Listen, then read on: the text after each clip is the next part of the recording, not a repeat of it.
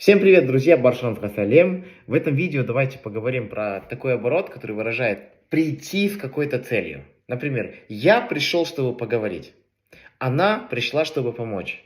Мы пришли, чтобы поесть. Либо вы пришли, чтобы поработать. Подобные конструкции складываются крайне просто. Мы берем инфинитив глагола, то есть глагол как есть, добавляем показатель дательного падежа ага, ге, ка, ке и вспомогательный глагол келю. Сейчас я покажу. Например, я пришел, чтобы поговорить.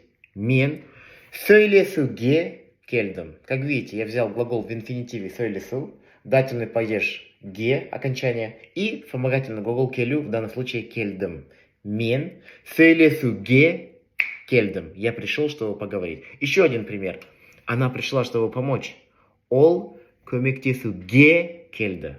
Көмектесу инфинитив глагола, показатель дательного падежа ге, и вспомогательный глагол, в данном случае кельді, третье лицо, она пришла. Ол көмектесуге келді. Либо мы пришли, чтобы поработать. Біз жұмыс істеуге келдік. Біз жұмыс істеуге келдік. Мы пришли, чтобы поработать. Жұмыс істеу, инфинитив глагола, ге, дательный падеж и кельдік, вспомогательный глагол. И вы, друзья, попробуйте. Возьмите любой глагол и попробуйте его составить по данной модели. А что у вас получилось, напишите в комментариях. Надеюсь, видео было полезным и, самое главное, интересным для вас. До новых встреч. Келеске здесь конче. Сау болыңыз, достарым.